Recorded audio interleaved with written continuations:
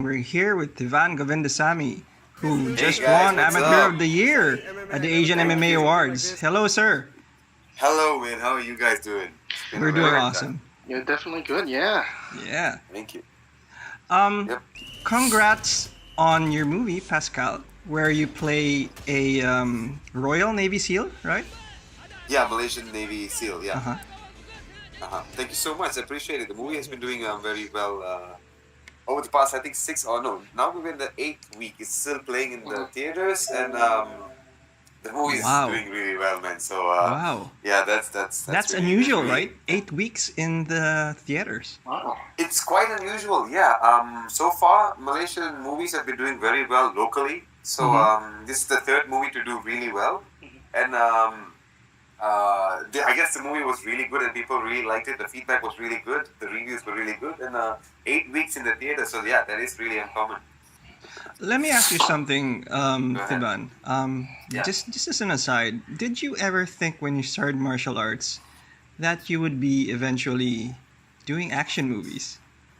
Man, I never in a million. Even now, sitting here talking about this, I don't.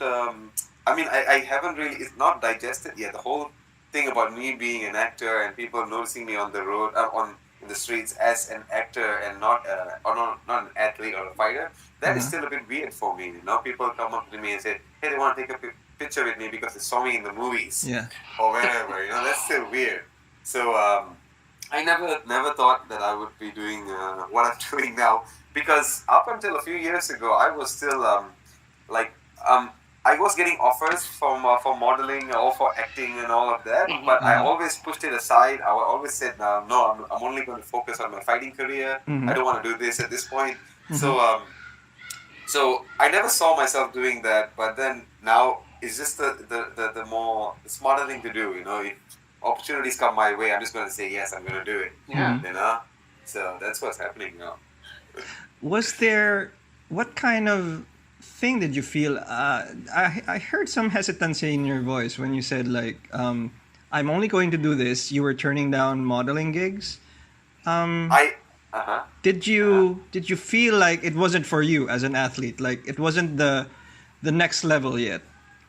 Well, yeah, as a martial artist, you have that mindset, okay, I'm a martial artist and I do this and this is all I do. If I'm doing a day job, and that's fine, but I'm going to fight, and fighting is all I do. I'm not going to walk a runway and all of that. But that was I hear you, man. Because the Venn diagram of martial artist / model is very, very small, right?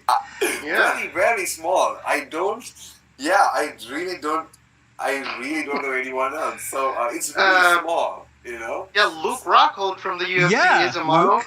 Exactly, yeah. Okay, yeah. You see, now he looks like one. He looks like one, exactly. And he acts like one, right? Yeah. That's true. That's true. But then there's this whole thing about, when you're a model, you have to take care of your face and of your skin. Yes. So now going into this industry, when I see the people around me do that, when they have a pimple on their face, they post it on Instagram saying, "New pimple." I have a hard time Taking them seriously. Going to training, and then I recently, while shooting Pascal, I came back to defend my title, which I did lose. Wow. Okay, I came back to defend my title. I got a new gash on my face, right off my eyebrow here, and I think it's about 3 or 4 stitches on my face, a new one. So I go back to the set, and everyone's like, "Oh man, you have a new scar on your face! Wow! Oh my god!" And I'm like, "Yeah, I've been getting scars on my face all my life, man." So what's new, right? What's new? This is totally normal. But so it's this whole thing now that where I have to a certain extent, I have to look good. Yeah, how does that make you feel, bro? Is that something new that you need to maintain a certain aesthetic to your face when, since you're fighting for a living, or at least you're fighting as something that fuels your passion? It just seems counterproductive, right? It does. I don't think about it, and I have to train, and if I get punched on my face, I'm like, okay, so be it. That this is what I do, and this is what I've always been doing. Mm-hmm. But then, if I do get a new gash on my face or a new cut on my face or whatever, and then so be it. That just adds to the aesthetic, I would think. I already have like 4 scars on my face. Mm-hmm. So if I'm already part of this industry, it's gonna be. I cannot say now. I cannot say at this point. Oh, when I go and fight now, I cannot say. Hey, don't hit my face. Not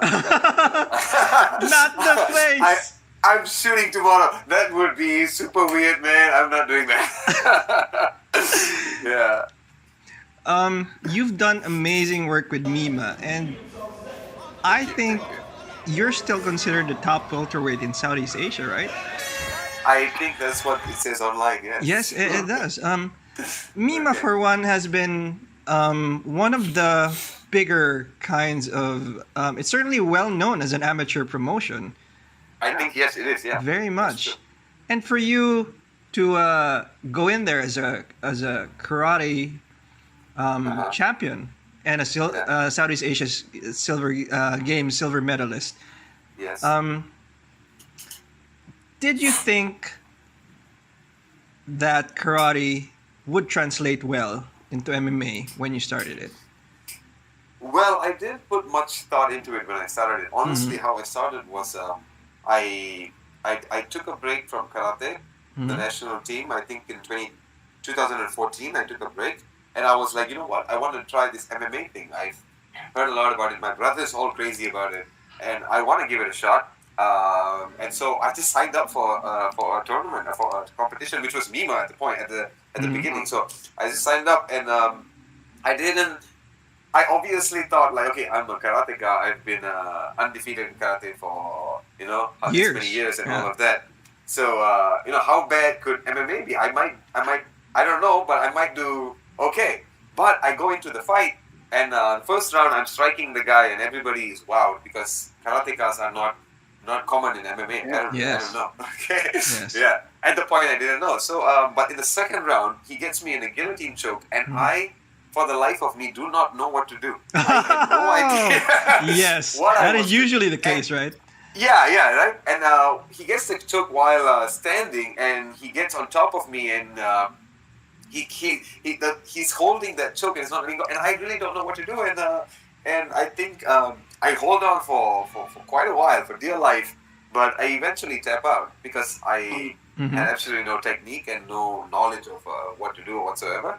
And but so I lost that my first. This fight. was back in 2014, Theebaan? This was back in 2014. Okay. Yes.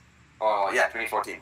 And but then after I got out of the cage, I was like, wow, this thing is something else entirely, and I want to do it more, and I want to do the next one, and I want to do ones after that, and I might do this one from here on, and karate I might slow down there a little bit because this is really fun, and that's how I got started, and only after that did I learn that karate really had an edge. As a karateka, I really had an edge against other fighters. Absolutely. Yeah. Exactly. The other stylists in karate in the cage are doing very well. Like, of course, we know Lyoto Machida. Exactly, Stephen Thompson, really Gunnar Nelson in the UFC. Yes, Gunnar Nelson, karate guy. Yeah, and even, then there's Michael Page in Michael Bellator. Page, the way he fights, guy fights. Yeah. My coach used to tell me to study Michael Page and then just try and fight like him. Oh my God! Yeah. How do you even mimic that guy? No. Yeah, it's the footwork, man. So you do the footwork and everything else is you. Absolutely. Did you see him break the skull of I forget the other guy's name, but he broke the dude's skull with a flying knee. With a knee. That flying knee. Fun fact, I was just watching that flying knee again today. A few hours ago. Yeah, I was just watching it again, because that guy is so amazing. So flashy. He's flashy. Amazing, yeah. Do you think he's cocky though? You would. But then he totally delivers. So yeah, it doesn't matter, right? Yeah, if he says he's good enough to beat you, and he does, and then on its own, I had to learn it from ground up, and I did it very well in the MMA fight scene. But then, what was difficult for me was coming from sport karate. Yes. Different rules, right? exactly different rules. It's a point-based sparring, right? Mm-hmm. And so it was very difficult for me to start letting loose and start throwing my punches with a lot of force and letting it land on my opponent's face rather than touching him and pulling it back. Which is what I was doing for 20 over years. And that was the hard part for me. But then once I got over that, once I could really throw that punch and damage my opponents, and then then karate just overtook, just set in. Karate dominated the whole my fighting style. Do you mean because you couldn't really set up your punching right because power with power. the power Really exactly? Yeah, okay. exactly. Yeah, I would totally like punch and pull back, like wanting I want that score instead of I want to put my opponent down. Oh, I see. It took me a few months to get over that, and once I got over that, and it was just dominance after that. That's why it took me some time to start, but after that I was a little more. So are you still training now at Clinch MMA, right? Clinch MMA, yes. Clinch Yeah. MMA. Yeah, to answer your question, I did just get back into training actually. After the movie, so we started shooting the movie somewhere in January.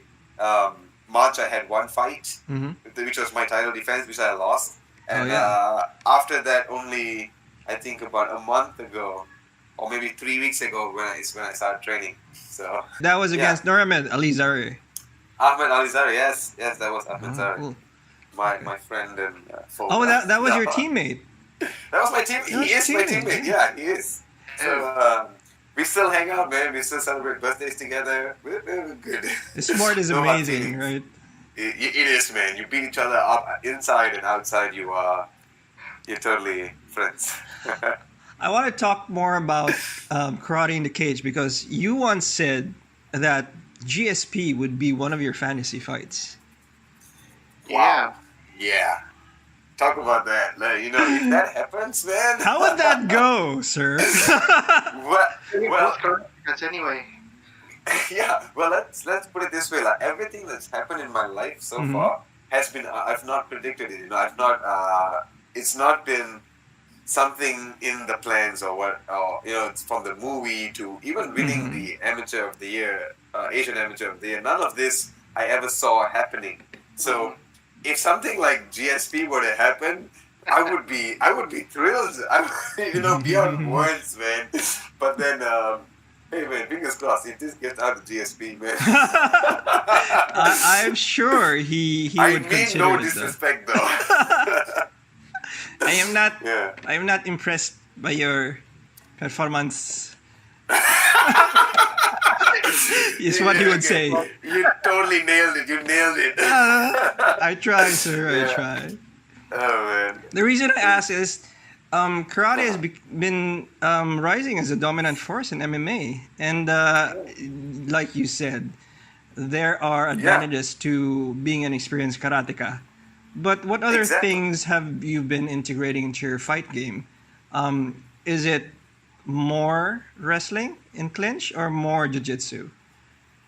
It's in clinch is definitely more jiu-jitsu because the fight scene in Asia, or at least in Malaysia at least, it's very you strike for 2 seconds and immediately they try to take you down. Okay. And the takedown is very rough. It's not the nicest thing. But then they spend most of their time on the ground, and I don't like that. Right? I really don't like spending my time on the ground. I'd rather spend the whole fight striking than on the ground. But so in order for me to get up when people take me down, which happens more often than I would like, I do a lot of grappling jiu-jitsu in clinch to tackle that. And so I'm a blue belt, jiu-jitsu blue belt, and that's so.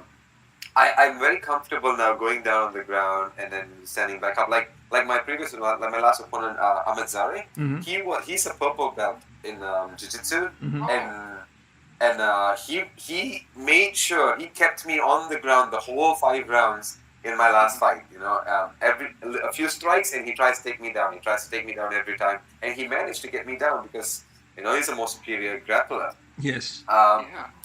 But then so because I've been doing jiu-jitsu for however many years now, I was able to stand up or at least not get choked out, by a purple belt. So that's what we've been doing in clinch most of the time. But then what's in my mind is more wrestling. I really like the aspect of or the dominance of wrestling, and how you get, if you do it right, you have an edge on your opponent, in the sense, where you can really hold them tight, tire them out, and then strike if you want, So the wrestling aspect of MMA has been very appealing to my fighting style, and to just to what I think a fight should be, and so that's what I'm trying to focus on now. Have you seen any of the wrestlers, Olympic wrestlers and Division I wrestlers that you might model yourself after, or anybody in the UFC or anybody else that you look up to in terms of wrestling? The thing about me is I try to fight as close to home as possible. So my idols are all very close to. I mean, if my fighting idol, my karate idol is my coach, Shihan Rivaligan. He was the national karate coach up until a few years ago. So all of my idols are here, so I can really work with them, But if you ask me who my wrestling idol in MMA is, it has to be DC, man. His work ethic, absolutely, yes, yeah. The way he fights, he's a fighter in the most wholesome way I can think of. He's a good dad. He's a good man. He's a good fighter. And when he wants for his fight, he's really working. And that just translates really well when he fights his opponents. So I look up to that guy. Well, that wrestling pedigree is really something to look up to. Oh my God! Right?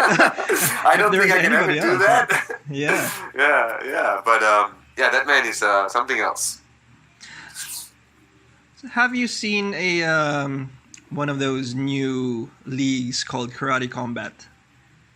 Oh, Yes. I hosted by Bas Rutten. Hosted by Bas Rutten, exactly. Yes, yeah. And it's doing really well. I follow them on Instagram and all of that.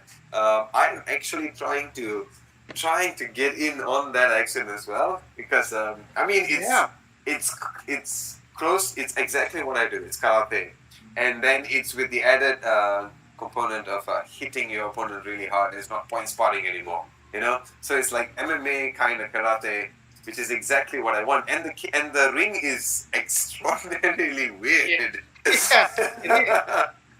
So I would love to try something like that. I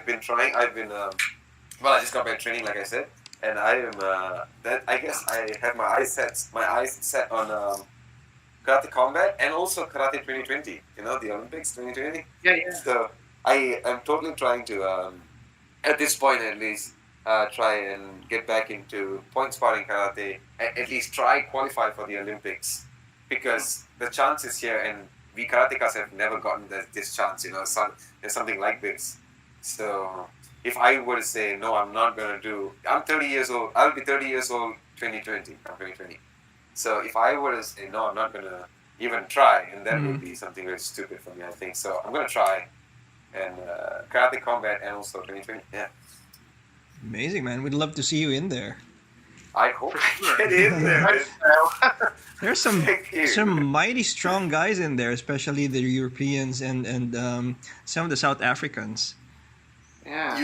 And the I think the Egyptians and the Egyptian, Egyptian guy. Yes. They come. They was sculpted out of wood or some kind of concrete block. They really look the part. It's not like you see a lot of your fighters. They're not. These guys look like machines. Yeah. I'm really curious to see how I fight there. I mean, it's your game, so I'm thinking you do really well in that. That's what I would. It is my game, and I've been doing karate for 20-something years now. At least I started karate when I was 5. Professionally, I've been doing since I was 14. I'm now 28. So about 10-14 years, right? So and an opportunity like Karate Combat is, I think it's perfect timing right now.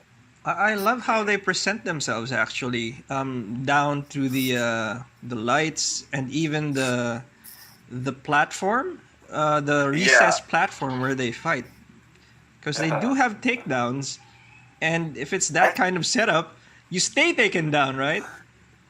Totally, right? You know, how do you... But I heard like one of the rules was you stay down for about 5 seconds. 5 seconds. You can strike. Yeah, something exactly. like that. Yeah, striking only, right?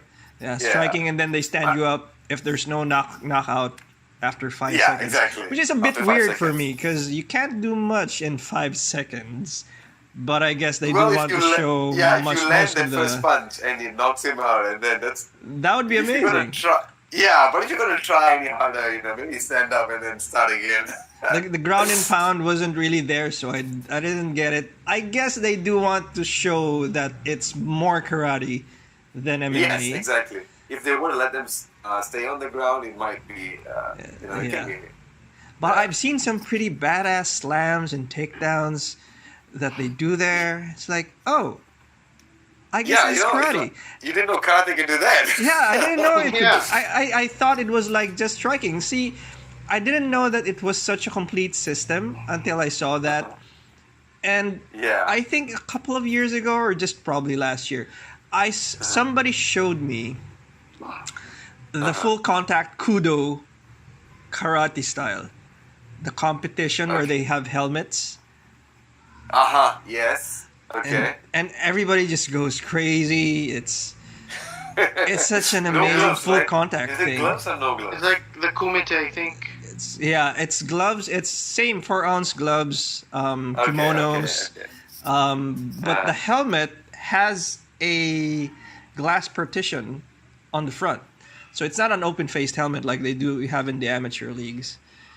Or even in Kyokushin. Kyokushin is no helmet. Yeah, Kyokushin. Yeah, there you go. Is it Kyokushin or Kudo? Or is it... Is there no difference? Okay. Yeah, and it's so interesting how it's evolved to karate combat now. It looks more matured. The whole setting is from the setting and everything looks professional, you know. And from so many years ago, when people used to say, "What is karate?" When I would go out, when I was representing the country and all, I was still in school, and people were like, "What is karate? Is it the same as taekwondo?" And I'm like, no, they're two different things. You know, everybody in Malaysia used to ask me, a lot of people used to ask me that. I'm like, no, it's two different things. Karate is this, taekwondo is this, and now karate is catching up. Karate is like, oh, okay, karate, you know? Yeah, just to get it in. What's interesting here is in the Philippines, any martial art, they call it karate. Yes. Oh, really? Yes. Yeah. Yes, bro. When I started... Even taekwondo.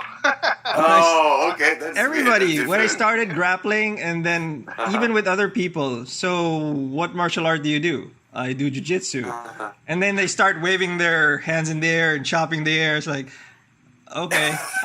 So what do you say to that? Like, okay, yeah, something like that. I guess. I know, it's so weird. Like when I say I'm a karate black belt, people go like, oh, so can you break? Can you chop blocks? Can you chop blocks? Yes. I'm like, hollow blocks. No, that's not what we do. That's not what we do all day. Yeah, you're just a dude who likes chopping cement blocks or wooden blocks, like. Yeah. I don't mistake me for a woodchucker. You know, I'm different. A little bit. Yeah, at least events like Karate Combat, even the exposure of karate and MMA is, you know, getting karate to be known by more people now.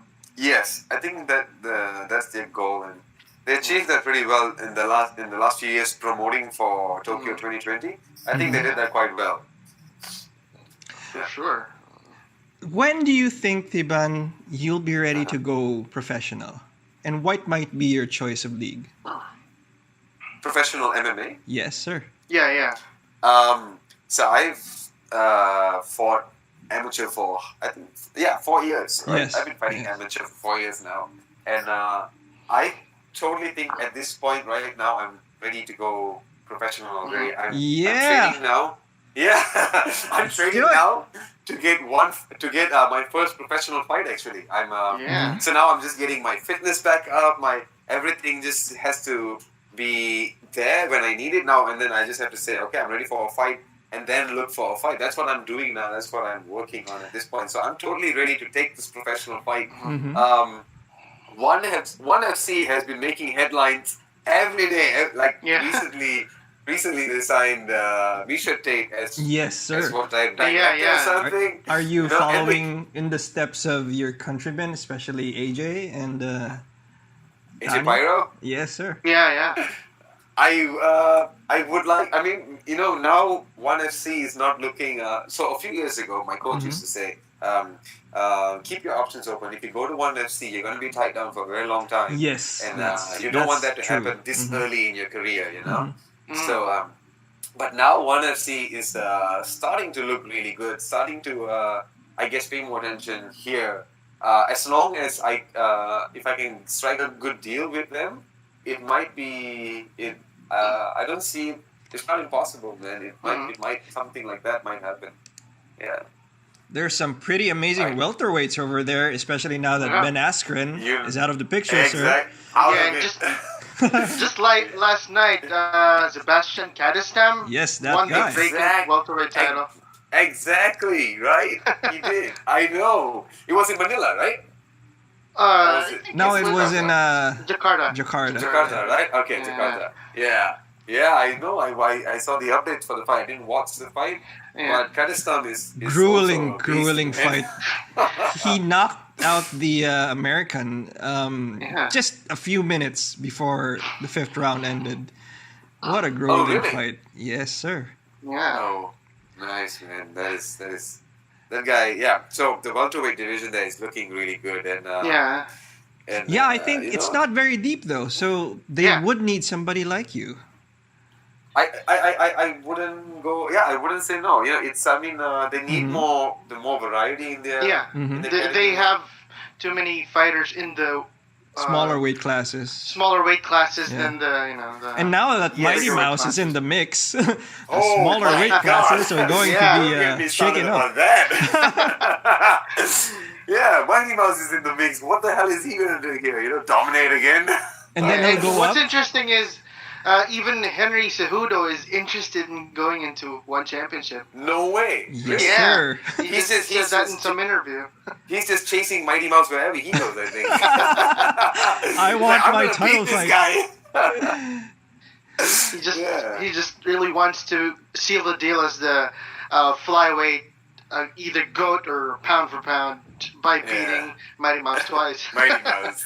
But definitely somebody like you, Theebaan, as a karateka, goes in there with mixing it up with a lot of the Muay Thai guys. You'll definitely have an edge in terms of, at the very least, showmanship. Because they've never seen those crazy kicks in there used too much. I don't think ONE FC is too. ONE FC is very, because it's focused on the Asian market, I think, so they get a lot of Asian fighters in there. Also, Asians, I think, it's obviously a lot of Muay Thai fighters around here. Yeah. A lot of, and so you don't see the karate guys fighting in there, at least. Yeah. So to get in there and to fight, or to do well, fingers crossed, to do well, that would be, at least for, if nothing for me, that would be getting karate on the map. Exactly. Just to represent your art, right? Yeah.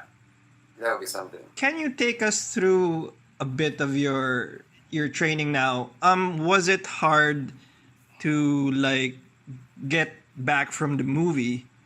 Well, because you did some military training, right? But was it not fight specific? Did it not help you in MMA at all? Definitely not fight specific. Oh, totally. Because there are some crazy videos of you guys being thrown into water with your hands and feet tied. That was real. Wow. You did. Wow. Okay, that was real. We the training that we did with the military is called Pascal. With the training that we did with them was more mental and more how much can you endure. You're already tired. You're exhausted you're carrying a gun the whole day. You're wearing. And that's another thing, man. Did you ever do firearms before? Before this, no. But then, during shooting, we did a lot of that. Live rounds. We did live rounds. Wow. We did the M4. I think that's a semi-machine gun, and then we did the sniper rifle. We also used the pistol. What did you shoot at, Theebaan? Well, we were shooting in a firing range, of course. So targets, nothing live. Yeah. No live targets, but live rounds, right? Okay. So they wanted us to feel the kickback and all of how the gun really feels in the hand, and so we could show that in the movie when we were shooting the movie. Obviously, when we're shooting, we're not using live rounds, right?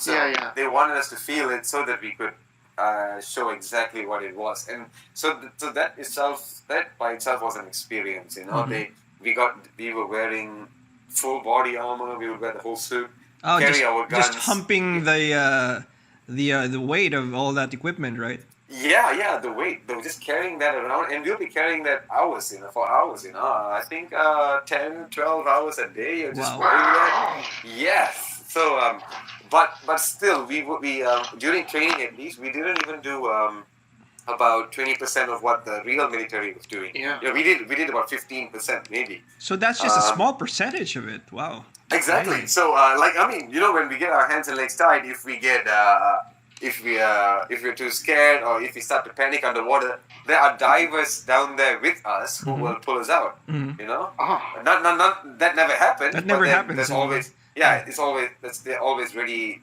right there. But then if it's the real military, you stay underwater no matter what. And but so all of this was just it was just the experience of doing something like that and learning that I am a fighter, but then when I come here, when I am a nobody here, I can fight. Yeah. I can fight people. I fight people one on one, and that's my thing, and that's okay. But these guys are something else entirely. They are built differently. They are built to last. They are built for their minds to never say, "Oh, I give up, man. I'm just gonna sit here." They're gonna whatever it is. They get their own asses out of whatever situation they're in, and something like that. I'm a city boy, bro. I don't see myself doing that. Yeah. Those guys are the real deal, man. That's all I can say. Yeah. I'm sure the martial arts training helped you in some way in that respect. That definitely. I was one of the only guys to all of us would keep going and keep whatever it is, we would push each other hey, no, let's do it. There's seven of us, the main cast, and we go let's just keep going, man. And if one guy is giving up, we go no, you can do it too. Let's go, And so I was the guy who would push that boundary, because you're training every day. You know where you what your boundary is, and if you're not there yet, that means you're not gonna die, and that's fine. As long as you're not dead, you're okay. So I guess that helped. Well, we have seen a lot of the trailer because, of course, it's not available internationally. But you were doing an armbar on one of the in one of the scenes, right? Yes. So the director came up to me and was like, "Hey, man, I know you can fight, so I want you to do a very short fight scene for me." And so me and the stunt director and all of us, we got together, and it's just a very short fight scene. I think it's just a few seconds long. But he said he wanted to end in an armbar, so we got that done. And so it was really easy for me to shoot because I knew exactly what I was doing. Of course. How many armbars have you done, right? Come on. Yeah, exactly. So they didn't have to teach me how to do the armbar. Rather, I would tell them, okay, I want to do it from this way because this makes more sense. So you set up the camera however you need to, but I have to be here. So that was helpful in that way. Yeah. Was it difficult to act as well? I mean, you're a martial artist, but don't get me started. Tell us about that, bro. So did you do acting classes? Any of that? What is that? Did you do any acting classes? Get into any kind of training? Yeah, no, I did not. So, fun fact: 4 years ago, I did my first movie. 4 years ago. Yes, Tamil, right? Yes, Tamil movie, and it's about a karate fighter. Yeah. Okay. Yes. So right up your alley, sir. Wheelhouse. Right? Yeah. So that was. when I did that, coming out of it, I didn't want to do anything else related anything related to the entertainment industry because it sort of felt like that's not what I want to do. And, after that experience, you said. After that experience. So, but then I was like, hey, you know what? These opportunities are coming, and I'm just gonna try. Like I said, I'm gonna try this, and if it works, cool. If it doesn't, whatever. You know, I'm gonna try it anyway. My girlfriend always says, hey, you know what? All these opportunities are coming your way.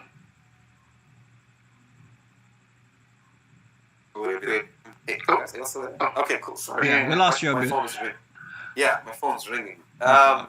So anyway, when I went for it, I can't, like, I still don't think I can act as well as the other guys on screen. But then everyone on set was very helpful. They were helpful enough to always like when I'm lost, when I'm stumped, I see my script and I don't know even where to begin with facial expression. They go like, hey, you know what?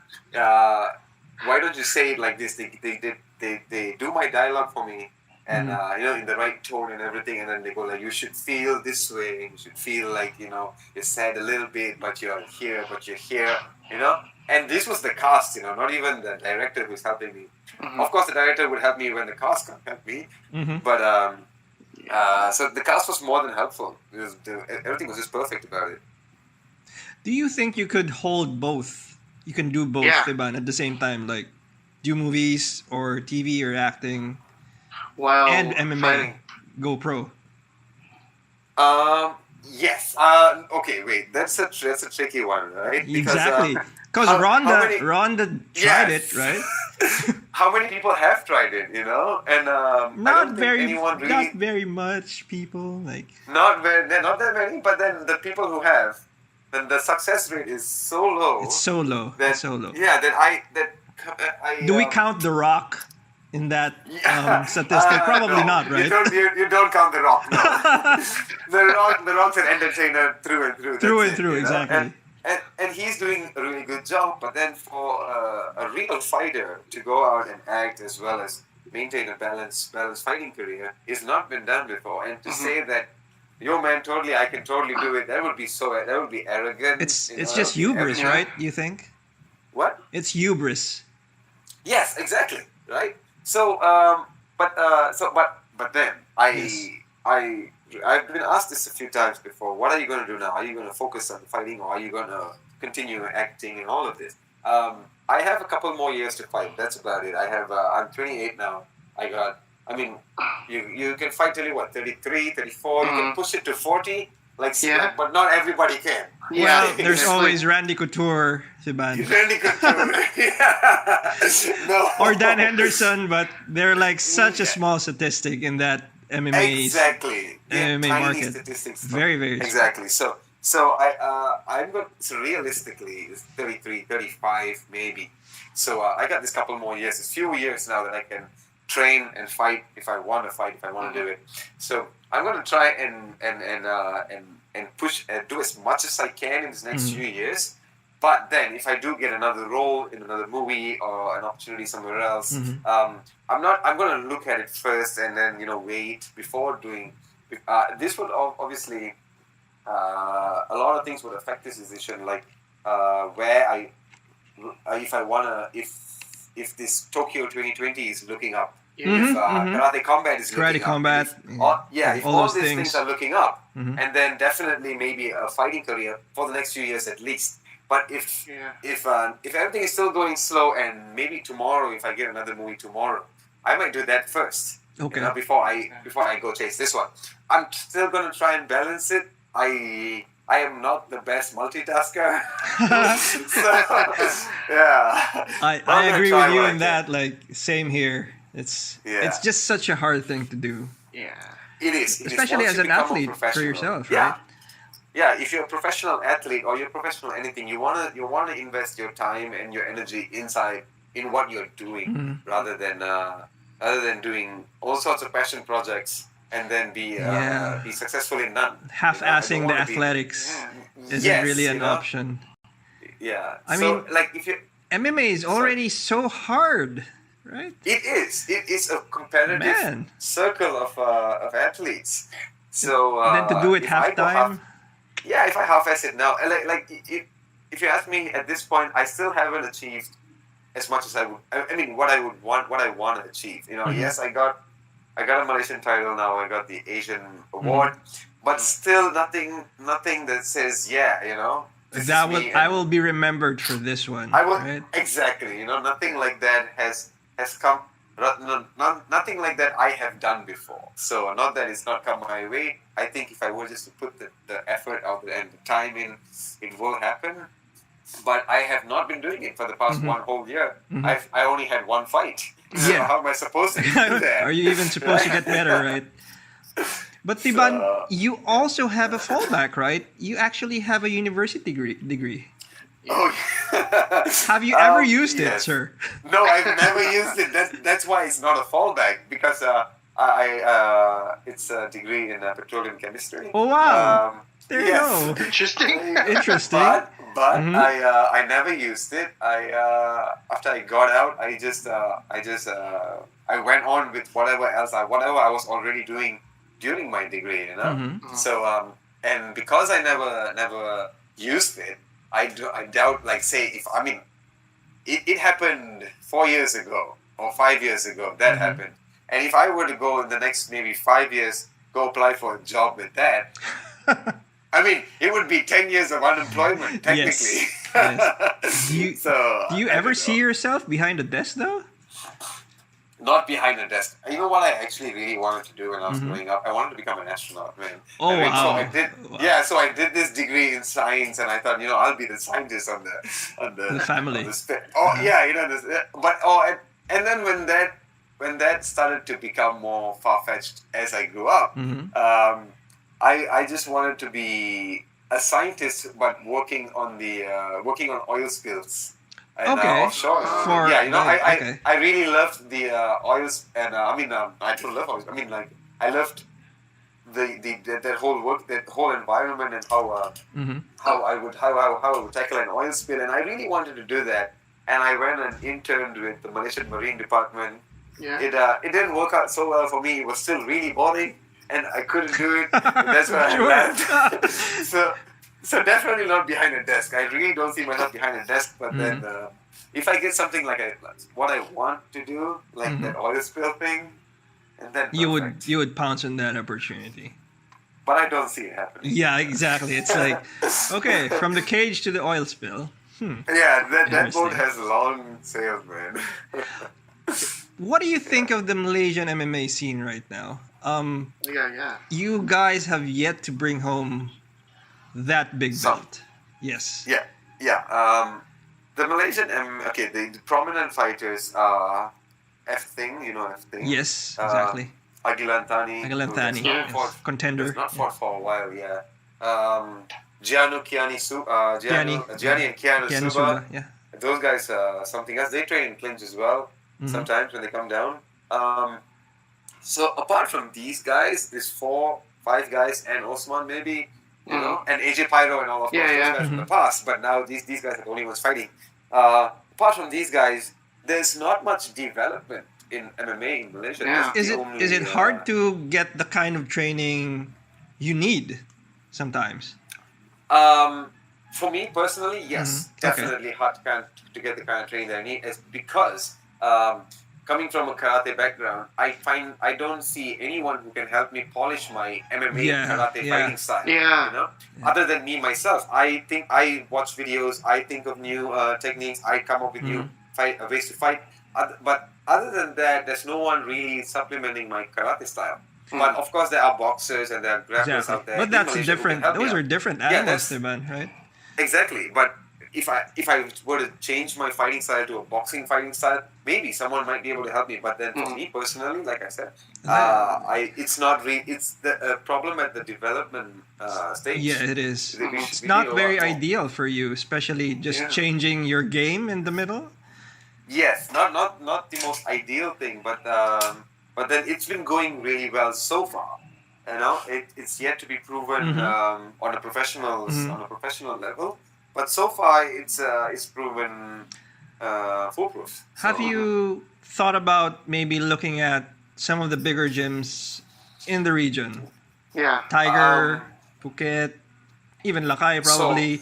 Those spinning attacks that might supplement yourself. I spent about a month in Phuket Top Team. Phuket Top Team. Last year, maybe. How did that go? Yeah.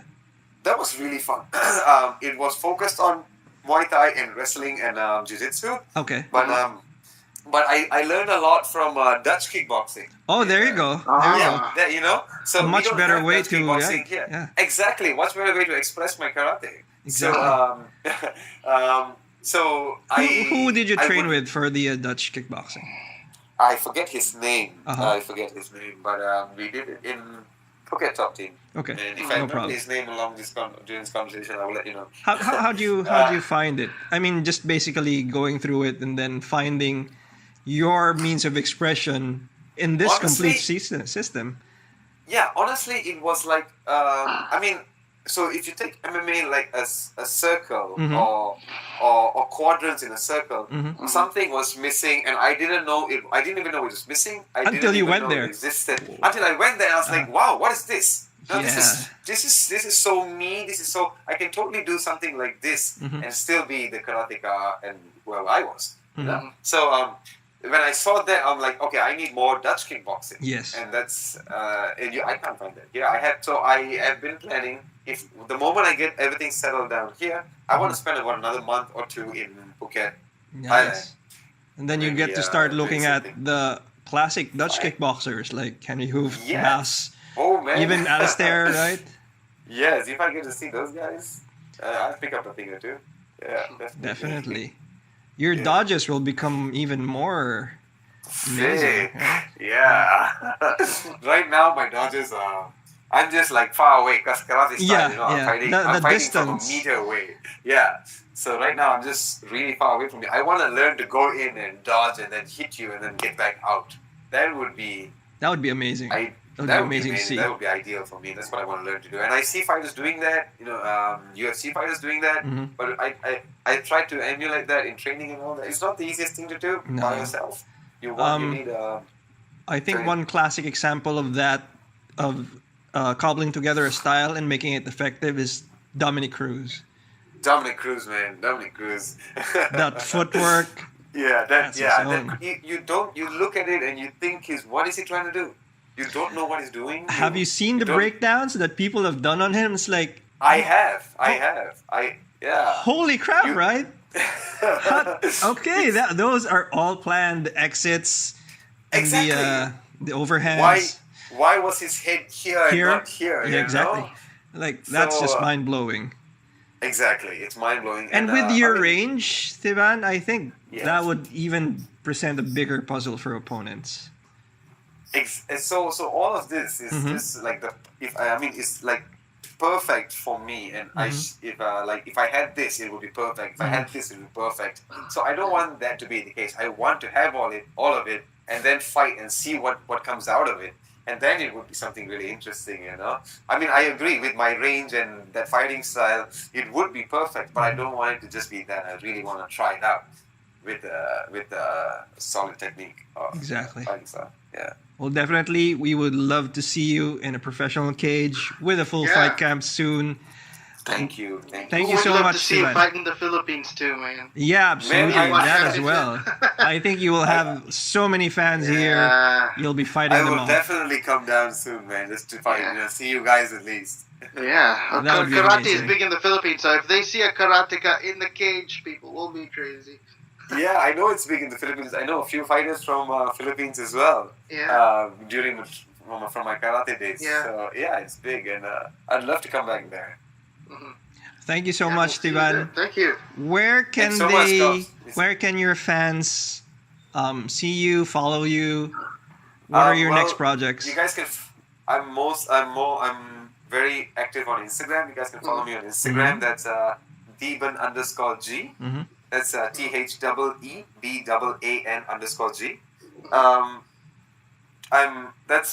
That's my only social media, I think. So whatever projects I'm doing next, be it a movie or a fight, everything I update my Instagram, and everybody will know about it. Yeah, awesome. And we're actually hoping to be able to see Pascal in the Philippines, but they rarely show. Hopefully they do an international release. Yeah. Well, they have an international release, but it's only releasing in like Singapore, China, Turkey. Oh, very limited. But then it is going on Netflix, I think, somewhere next year. Hey, there you go. There we go. Yeah, there you go. You can do it then. But then somewhere, I think March, next year. Congratulations on that. Wow. Thank you. Appreciate it. Thank you, Theebaan. I hope you guys get to see the movie as well. Yeah. Actually, we've been let me know. we've been just watching trailers and behind the scenes stuff, and wow, I do want to see this movie now. I think it's the Malaysian Expendables or something. Right? It does look like that. Everybody is jacked up. Oh, did you have to do like workouts in between sequences? Oh well, yeah, we had to stay fit, but not like if we had an off day, we would hit the gym, all of us together. Okay. But the shooting itself just kept us fit. You know, we from carrying your own shit, your own stuff to working the whole day. It just kept us on our feet and kept us fit, so we didn't have to do that much. Amazing. Yeah. Thank you so much for being on the show, Theebaan. Thank you guys. I really appreciate you guys having me.